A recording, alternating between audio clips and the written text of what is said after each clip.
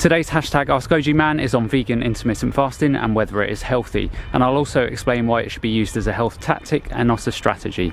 Roll the titles.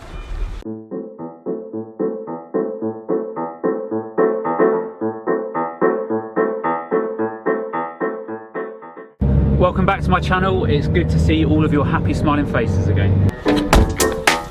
If we haven't met before, then hi, I'm GojiMan. I'm currently doing a Masters in Nutrition and qualifying as a nutritionist, and next year I'll be doing a PhD in nutritional science.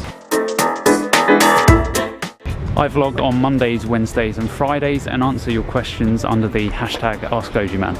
So if you have a question for me, then hashtag askgojiman in the comments below.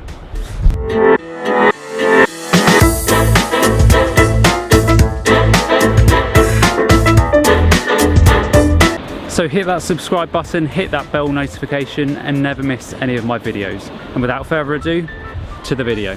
So today's hashtag askgojiman question is from Helen Blake, and she asked whether intermittent fasting is healthy and whether it's backed by science.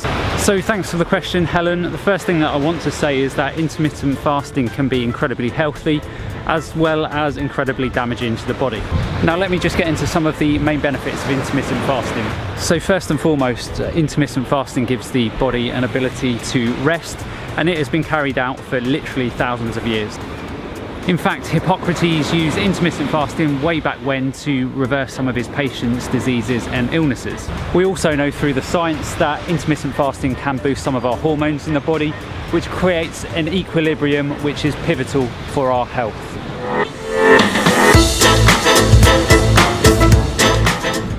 Now, as I said before, intermittent fasting gives the body an ability to rest, but it also helps with detoxification and removing those unwanted toxins from the body.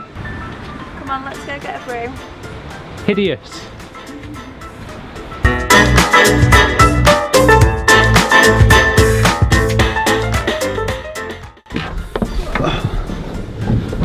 Oh, those views are epic, but those hills, man. So where are we heading next? Back to the caravan site. To do what? Have dinner. And then where are we going after that? St Michael's Mount. Okay, see you in a bit. See you in a bit.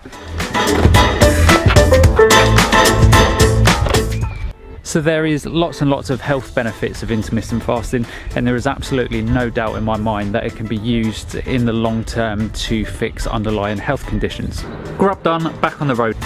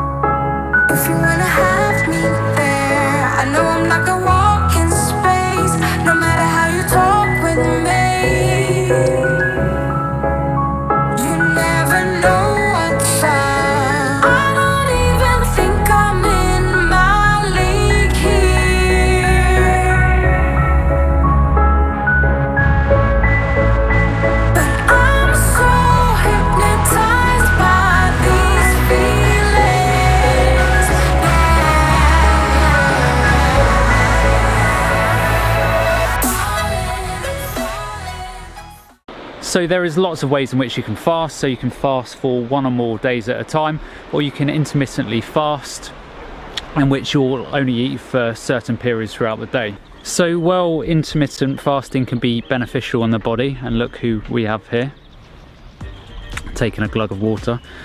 So while intermittent fasting can be beneficial to the body, I don't recommend longer term fasts. So by this I mean anything over 7 to 10 days, as simply there is no research to say whether or not it's actually healthy for the body. So I would always err on the side of caution. Now, I've seen a few people do intermittent fasts for very long periods of time, and it's had dramatic and profound impacts on their overall health and life. But this has always been done under the direct supervision of a trained professional, and it's certainly not something that I would recommend that anyone does on their own at home. So as I said earlier on, intermittent fasting is where you essentially don't eat for a certain period throughout the day. Now, most normal people, They will get up in the morning, have their breakfast, and then snack throughout the rest of the day. By eating this way, these people are effectively only allowing their digestive tracts to heal for maybe 6 to 7 hours a day tops. On the flip side, people who intermittently fast, they'll cram their food into maybe a 4 to 8 hour window, and this allows their digestive tracts to heal for the remainder of the day. So what people tend to do when they're intermittently fasting is that they will skip breakfast, then they'll have lunch and an evening meal. And this effectively allows their digestive tract to heal for or rest for up to 14 hours a day or more. So if you are intermittently fasting, you want to ensure that you're getting lots of good quality carbohydrates, healthy fats and proteins in your diet, so lots of nutrient dense foods. So now we've talked about the benefits of intermittent fasting. Is it actually backed up by science? And this is where it gets slightly confusing. So when people talk about the health benefits of intermittent fasting, these benefits have usually been derived from studies where intermittent fasting has taken place alongside calorie restriction. And to make things more complicated, these participants who usually participate in these studies are usually those on standard Western diets. So clearly, if they reduce their levels of cholesterol, saturated fat and processed foods, then clearly they're going to see benefits in the body. But this doesn't mean intermittent fasting is behind this. But what if you're already on a vegan diet? Does intermittent fasting benefit you, and does the science support this? And herein lies the problem, because there are no real studies that have looked at this. So there are studies that have compared calorie restriction to plant-based diets, and clearly plant-based diets have always come out on top. So all I would say is that if you are trying to reverse an illness or disease, or you're transitioning to a plant-based diet, then intermittent fasting can be beneficial for both the body and mind. So even though the science isn't fully there to support intermittent fasting, I personally have seen too many people benefit from it to just dismiss it out of hand. So if you are going to fast, do it sensibly, do it for no more than 7 to 10 days at a time, and make sure you are getting lots of nutrient-dense foods in your diet. So that's the end of today's video. As always, if you have a question for me, then hashtag askgojiman in the comments below. And as always, remember to look after yourself and remember to look after your body, because it's the only place you have to live. And I'll see you next time.